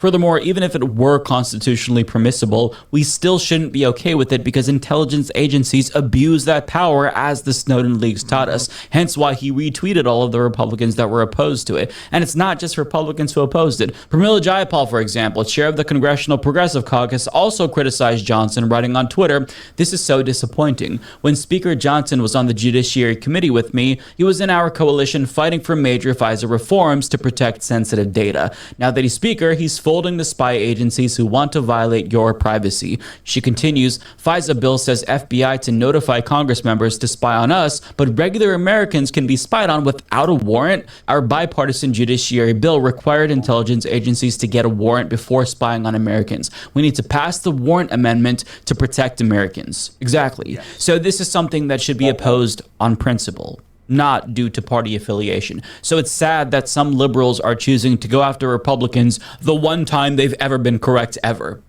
Like, let them have this fight, because in this regard, we all benefit if FISA is not renewed. But with that being said, the issue does highlight some of the frustration that Greene and other Republicans have with Johnson. He has flip-flopped on multiple issues since becoming Speaker, but I don't think that that's surprising because that position requires a degree of moderation by its very nature, right? Like it or not, you have to work with Democrats, especially when they control the Senate and the White House. And compromise is just part of the job if you want the government to just do its basic functions, right? Or better thing is, a whole bunch of you just resign, we take over, and then we can do whatever we want. That's not going to change if you get a new speaker. And Marjorie Greene doesn't understand that. So there is opposition to Johnson, and that's not surprising. Having said that, though, Greene might be overestimating how much support she has for her motion to vacate, because even though other people might be frustrated with Johnson, they're not going to support her motion to vacate, because that's just absurd. You can disagree without going that far, and some of them have come out and publicly vocalized support for Johnson. It's an impossible job. The Lord Jesus himself could not manage this conference. Or this you just can't do it. I think Mike Johnson is a great human. He doesn't lie like the last guy. I think people don't like dysfunction, so that's not good for our side. And with a one-seat majority, it doesn't only take a couple people to create dysfunction. I think Speaker Johnson is working his guts out, doing the best he can with a lot of feral cats. Small sample size, but you get the point. Even the Republicans who agree with Greene simply don't want to throw the entire House into chaos again because they have a couple of minor disagreements with Mike Johnson. And Greene was actually asked about this by Manu Raju, whether or not she's worried that she'd be doing the same thing that Matt Gaetz did. And she said, yeah, she's worried, but actually Mike Johnson already threw the House into chaos. So what are you going to do? So the takeaway is that she is not backing down. But I did mention a bribe earlier in the video, and it did come up during the meeting that they finally had. And CNN's Manu Raju explains, after a 70-minute long meeting with Mike Johnson, Marjorie Taylor Greene told us she aired her grievances with him, told him not to move forward with any aid to Ukraine and drop his FISA plans. She doesn't say when she'd move to oust him. She also says that Johnson offered her a position on an advisory board of his. So there you have it. He presumably made up a fake position to bribe her with it. I mean... It's a tale as old as time, right? If someone threatens your power, you offer them a little bit of power to co-opt them. Now, whether or not she's gonna take that position or have a change of heart, that's yet to be seen. But even if she did choose to back down, I think that publicly she would still choose to drag this on as long as possible, because this does benefit her in the sense that she gets a lot of attention and press coverage for it, and she can also fundraise about how she held Mike Johnson, a rhino, accountable. Now, to that I say, good. Go Marjorie, at least in this limited sense, right? Because I think that Republicans are genuinely ontologically evil, and the more infighting and self-sabotage that they do, the better off we'll all be as a country. And aside from the utility of this ordeal, I'm not gonna lie, I just find this all incredibly entertaining. I lost interest in reality TV a few years ago, and I never really understood why it didn't resonate with me anymore. But I think it's because Congress life is proving to be much more interesting. Void, right? This is the most entertaining, batshit insane television show I've ever seen. So, I mean, who needs The Challenge or The Bachelor or Real Housewives when you've got episode 32 of Marjorie versus Mike Johnson, or possibly Ben Shapiro versus Marjorie Greene? Like, it's all so entertaining to me that, like, this is the only entertainment I need when it comes to reality TV. I can only imagine. If she ever got in a spat with Benny Boy, she's gonna go full anti-Semitic, and it's gonna be hilarious. Dude, she would be using the fucking K slur so fucking often that Let me go pull out my. Not be able to post it because it'd just be like, I don't understand this. Let me go pull out. Let me go pull out my miniature personal protocols, the Elders of Zion, from my dress. Here we go. Now let me spew off a whole bunch of anti-Semitism. So keep it up, Marjorie. Give them hell, and file that motion. Make it official. Well, she already filed it, but bring it to the floor, Marjorie. Do it. I think that's what Jesus would want. Okay, follow your heart. Just do it. So yeah, what do you guys say about Karen Greene being, once again, Karen Greene, as always? Yeah, it's not surprising that seditious Karen Greene would be like this. This is just who she is. And trying to kick out Johnson. Although, the funny thing is... Hey, Marjorie. If you hate this, if you do it there, why don't you go for being the speaker? Oh, and then maybe she'll get happy. And then in a few months, she'll be voted off of it. Ooh, yeah. That's interesting. Yes. But honestly, though, I don't know if this would succeed like it did with McCarthy last time, because the reality is the main reason why McCarthy got voted out was Democrats supported it. Remember, like the Republicans, they have the majority, so technically they could, but the vast majority of them don't want to kick out their own Speaker of the House. Only a few of them did. That was all Democrats. And I don't know if Democrats are necessarily going to want to do that again, even if it makes them, the Republicans, look bad. Like that, the Republicans, most of them are not going to support this again, especially after it happened once already. They're not going to do it again. So the only way they're going to succeed is if Democrats did. So who knows what will happen? We'll have to wait and see. But anyway, I'm going to enjoy every moment of their suffering. Bye-bye. Keep fighting. Hey, Republicans, do I need to remind you what happened in my hardcore world the other day when a skeleton attacked me and they hit a zombified piglin? You want to take a guess what happened to that skeleton? They attacked each other, yep. Let's just say he died and his carcass fell in the lava river. So, yeah, become that skeleton, fall right into the ocean of lava. So now, on to the next topic. All right, let's take a look.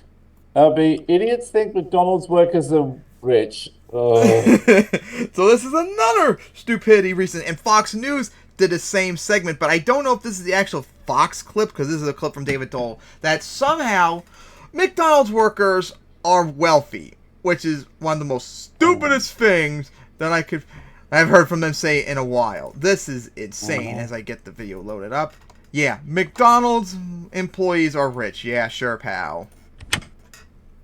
If you're making $20 an hour to work at a fast food restaurant, all right, is that six figures? Millionaire. I don't know. And also, I don't think there's any, like, state or city, maybe some cities, I don't know, they have $20, because most of them are still going for $15 an hour.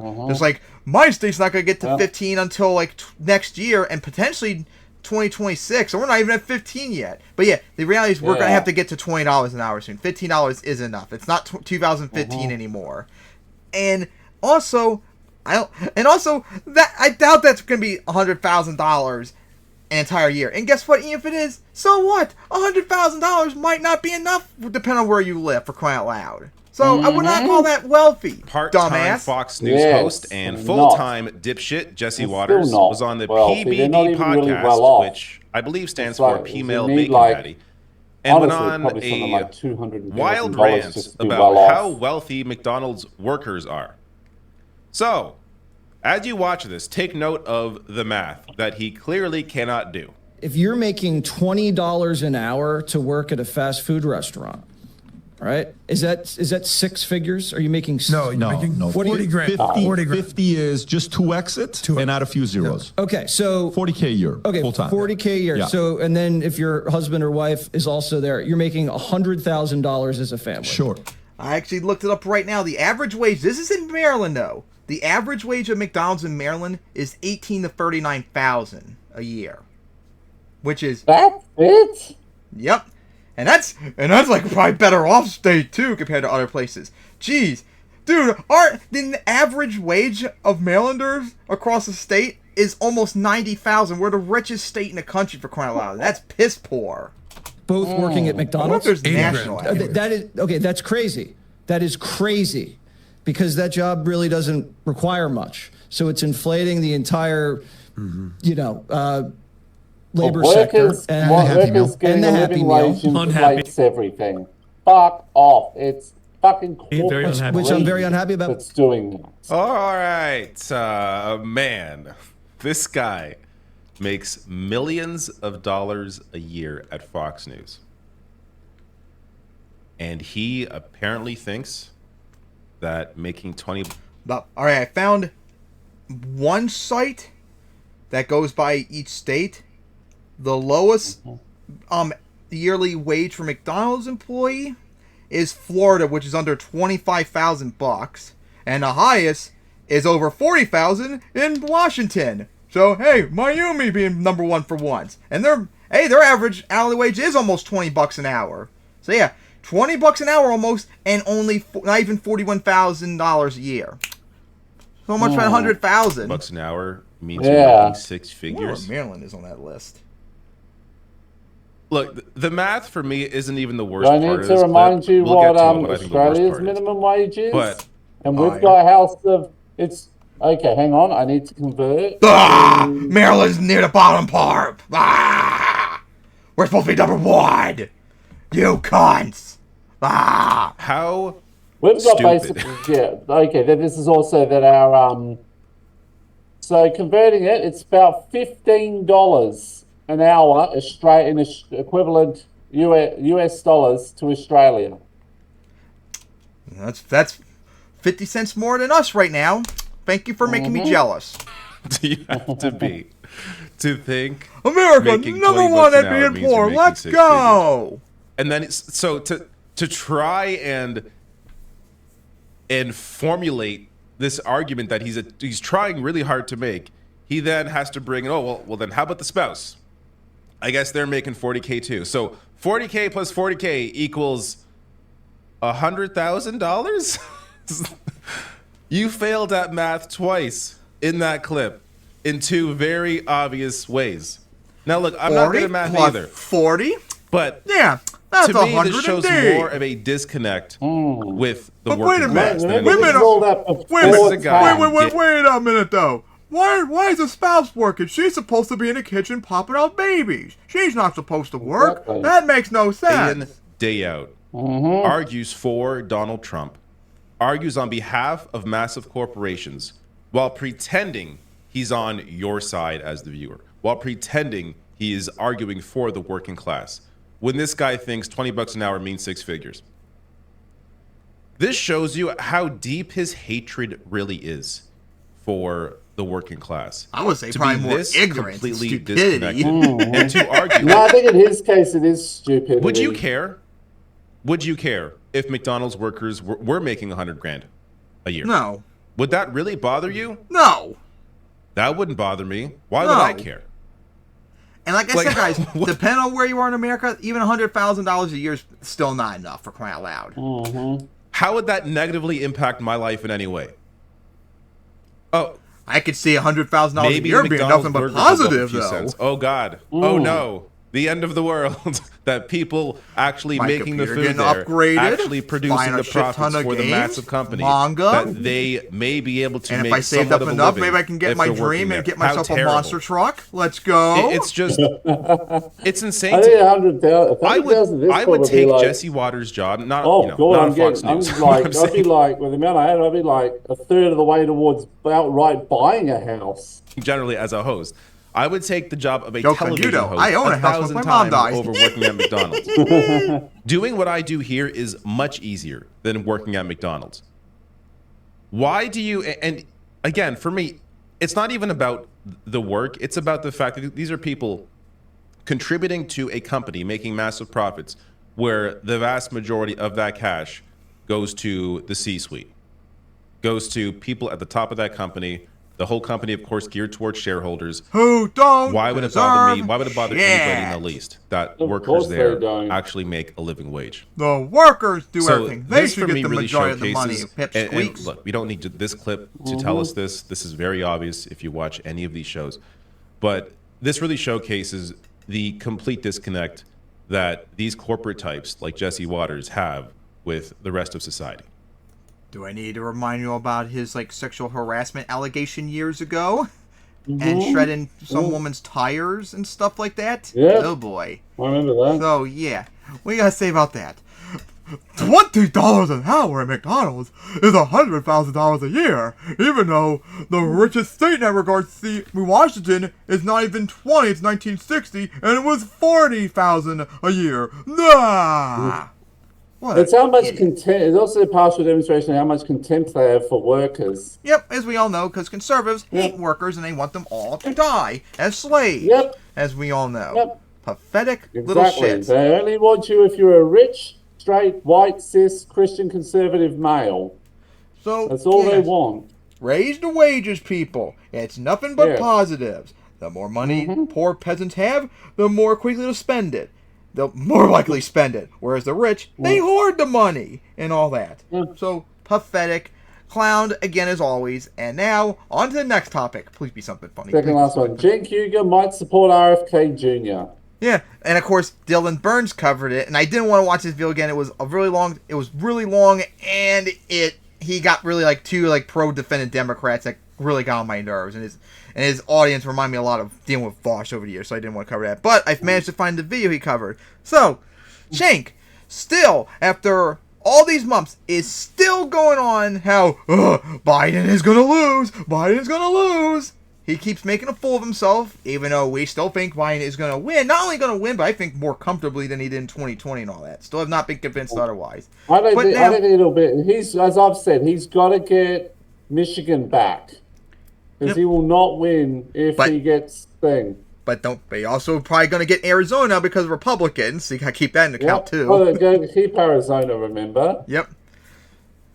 So, yeah, I still think Biden is going to comfortably win and all that despite all of his fuck-ups because Trump is a piece of shit that causes people to get scared away and all that. So, Cenk, of course, the big thing now is Cenk doesn't want to support Biden because of the Hamas-Israeli war, which I'm going to be upfront because people give him shit about oh, he's going to help Trump and all that. No. He's not helping Trump by not voting for Biden. Shut the fuck up. Shut the fuck up. Shut the fuck up. His vote is not going to do anything, so deal with it. Cenk, if you don't want to vote for Biden, that's fine. If you want to vote for a third party, that's fine and all that. If you don't want to vote, that's fine. But why would you support RFK Jr. if the main reason you're not supporting Biden is because of the Hamas-Israel war? I don't get it. RFK Jr. is worse. He's worse on the Hamas-Israeli war. He's worse than even Biden. Like, if you really, really, really care about just that issue, why not vote for Jill Stein or Cornel West? They openly exactly. They're way better. Yeah, they will at least RFK Jr. is quite literally voting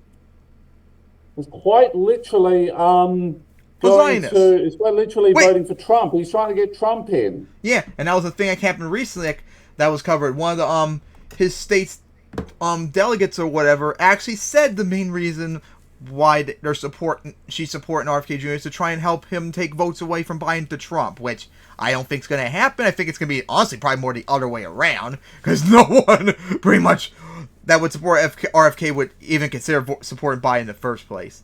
But like, it's just stupid, Chink. Like, this is really dumb. So let's see what he says in the video that Dylan covered. Tennessee, etc. So they love to rig. And of course, it went all the way back to 36 minutes. I got to figure out how to. Here we go. Rewind back. The headlines are wrong. He didn't say that Biden is definitely a bigger threat. He said he could make an argument for that, and you've got to be careful with that. And you know what the mainstream media loves to do. They love to smear anyone who's an outsider. So boom, they took that as an opportunity to do that. So he's right about that. Number two. He's right to be concerned about Biden being a threat to democracy himself. Maybe not for the reasons that he's stating, but Biden did, support anti-democratic movements within the primary. The Democratic Party canceled the election in Florida. They try to keep out every candidate. Cenk, Biden doesn't have control over that, though. It's the wider DNC. That's like state Democrats at that. That's not Biden. So I don't know why you would blame him for it.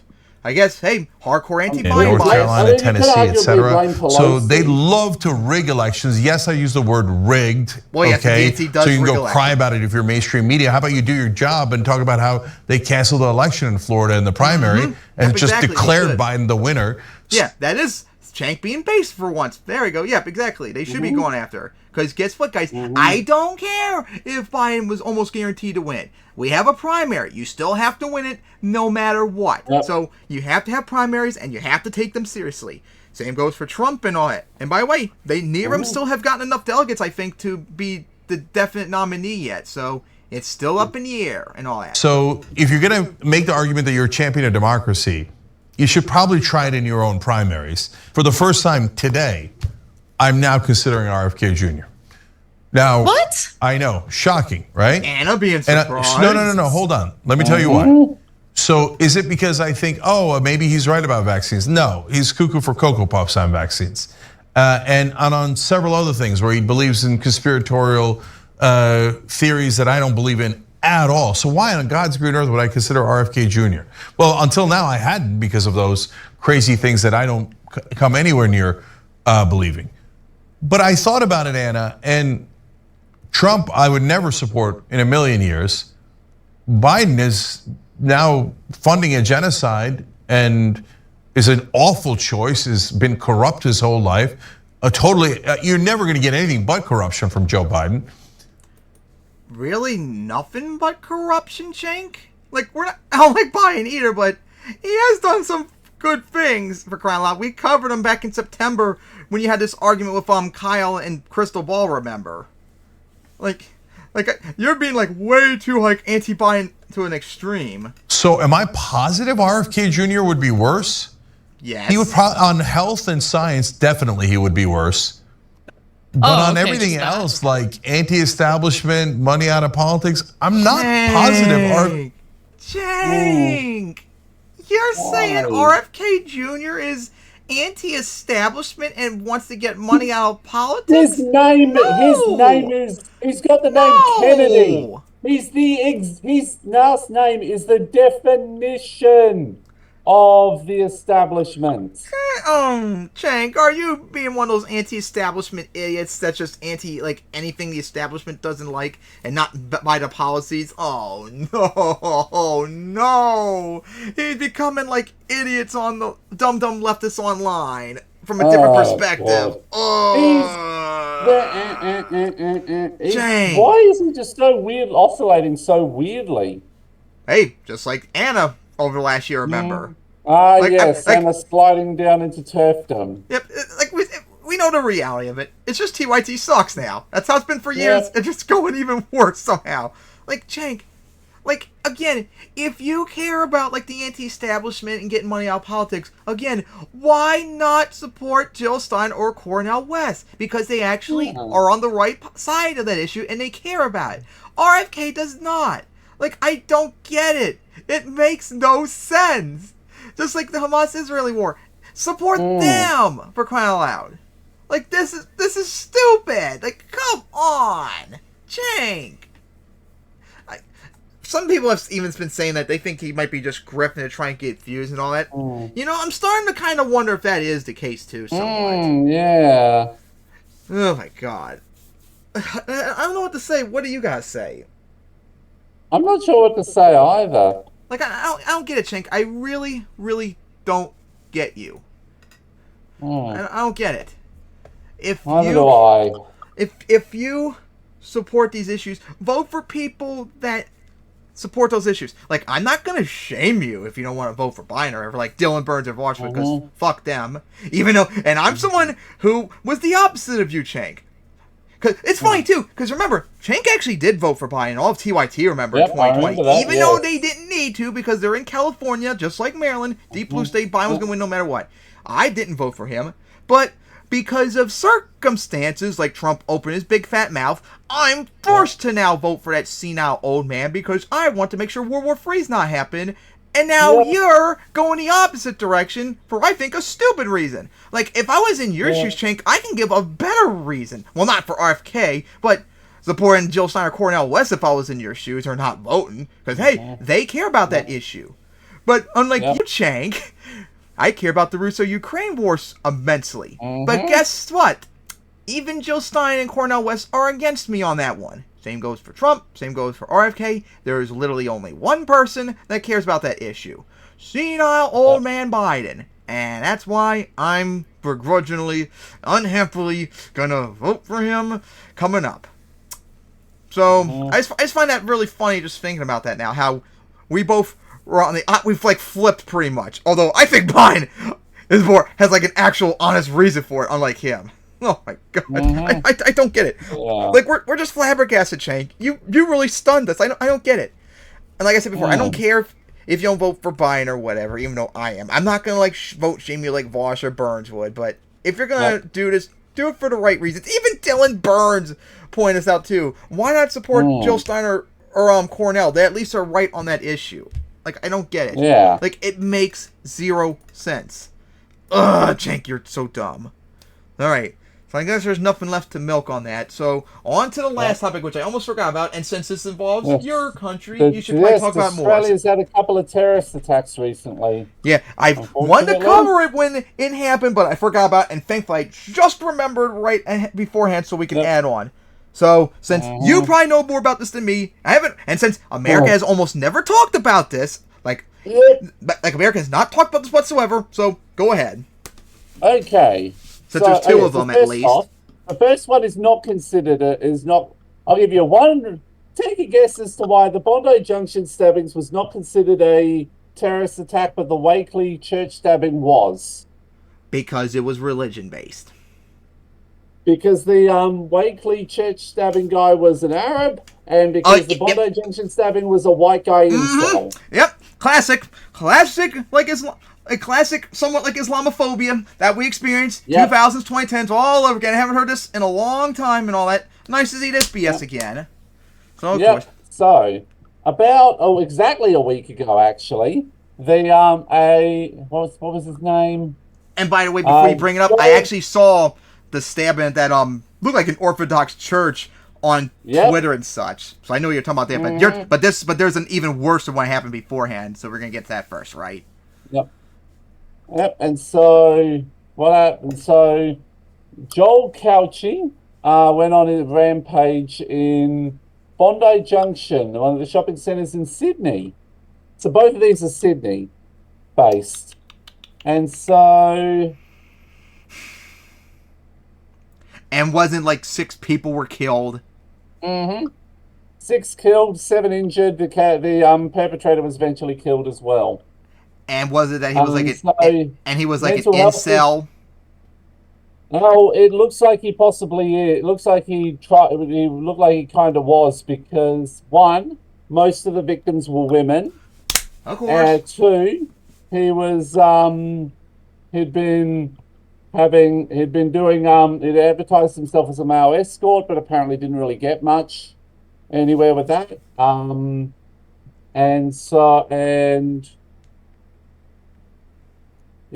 So basically what happened is that he went full misogynistic. Yeah, kind of. It looks like it could. I think that it could be could be classified as an incel terror attack, but it's just not what happened in Quebec back in the 80s. Remember? Yes. And so he used a 30-centimeter knife. Wielded a 30-centimeter knife, and he was lunging at particular shoppers, or not at others. And there were shoppers who had confronted him and barred his passage to certain areas, including a French construction worker who stopped him from climbing an escalator to a higher floor by brandishing a bollard at him. And so, 6 dead, 7 including the perpetrator, and 12 injured. Amy Scott from the New South Wales Police, she had confronted him and shot him fatally, but she performed CPR as soon as he fell, so she did try to save him. And so one of the casualties who survived was a 9-month-old baby. Her dying mother gave it to a person who we know from Bondi Rescue, one of the TV shows I watch. And so and managed to save the baby. I guess that's good. But hey, I guess time for an inappropriate, too early joke. Are you enjoying Americanism? Now the good news. Do you want to know what the good news was? No guns. One of the security guards who confronted Cauchy, recognition of their actions got permanent residency. I'm sure the right are probably not happy about that, especially if they're a minority. I think I know that Dutton's like that. Dutton's probably privately said a few things, but but they kind of can't, because the amount of backlash they'd get if they did would be extreme. Hey, do you think conservatives down there care like Republicans? No. A lot of our conservatives are actually like our more moderate Republicans or corporate Democrats. You guys are way to the right of even us. Mm-hmm. America #1 something, remember? Yeah. All right, so now on to the second one. Happened at the church. The Waitley church stabbing. This one had no fatalities but 4 injuries. Yeah. This one has like 2 phases to it. So the first phase is that Waitley in Sydney is mostly refugee Assyrian Christians. Yeah, and I thought for a moment it looked like an Orthodox church almost, with like the architecture inside. Yeah, it was a 16-year-old who did it. And so it was Mari Emanuel was ordained and broke away to form it from the ancient Church of the East due to theological differences and established his own Christian denomination. And he was basically a Talibangelical. And he attacked liberal Christian denominations, attacked other religions. Prominent critic, he was he's anti-vax, anti-lockdowns. He attacked some LGBT rights. Of course, classic. Weirdly, based though, is that he sides with the Palestinians during the Israel-Hamas war and is called for peace. Wow! Okay, that's odd. I suspect that probably anti-Semitic. That's not for based reasons. Yeah. Probably It's anti-Semitic, like I just said. anti-Semitism. Yeah.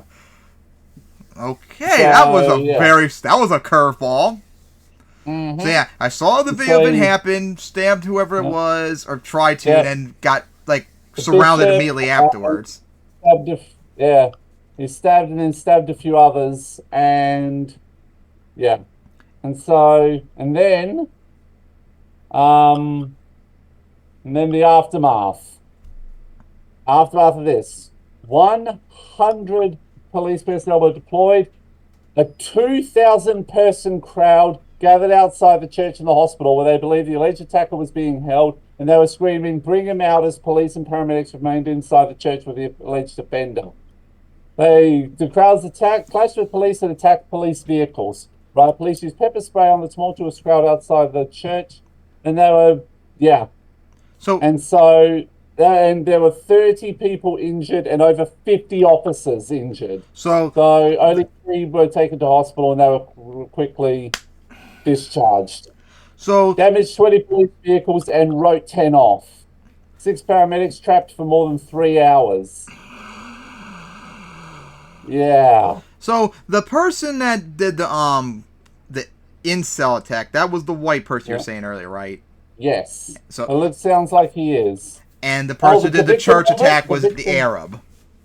Yes. He shouted Allah Akbar and was like, if you didn't insult my prophet, I wouldn't be here.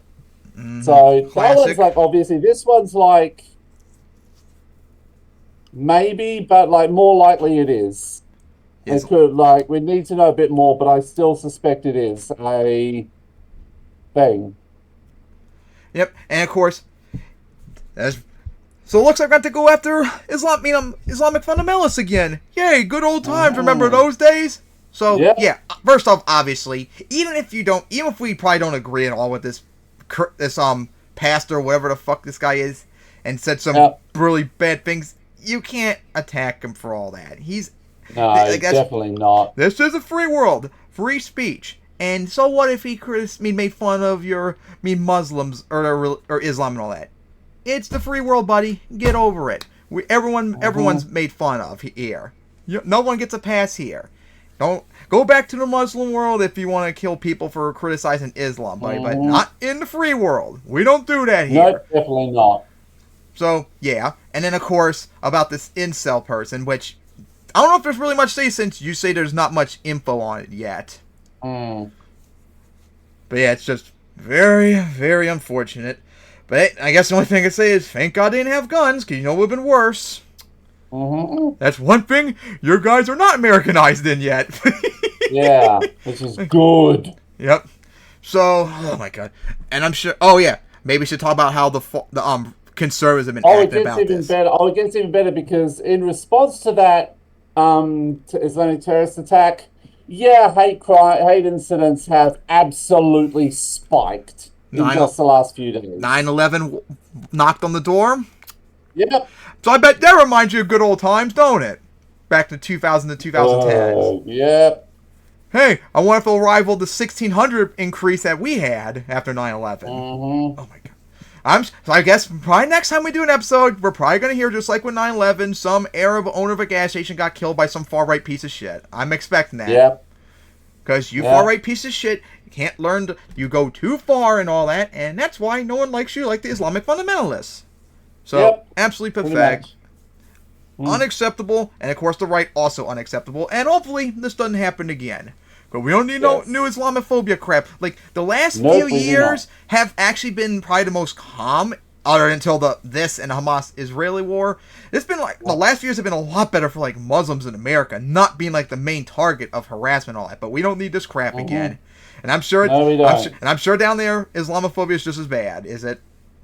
It's not as bad, but yeah, no, there's still a fair decent amount of it. You know what I just thought of an interesting topic in the future? Maybe comparing racism and phobias between our countries and see which one's worse than that. Because we got a lot of similarities, remember? I can also say there'll be certain group. I think there'll be like one major group where it'll just be worse in Australia. But we'll get to that. That would be very interesting to talk about. But anyways, guys, how about that?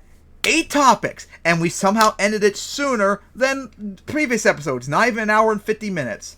So yeah, guys, it was nice finally getting to 100 episodes. I would love to have done something special to commemorate this, but we couldn't think of anything. The only other thing we got is our eventual special where we take down PragerU. But that's going to take so many episodes to do because we have so many videos to cover, and we haven't yet found a date when we could do it yet. So hopefully sometime soon we'll get to that. So anyways, guys, hope you all enjoyed these last 5 years almost of 100 episodes. And hope we'll do another 100 episodes over the next 2 years as we do this regularly now, like before. Alright, guys. See you all next time for 101. See you then.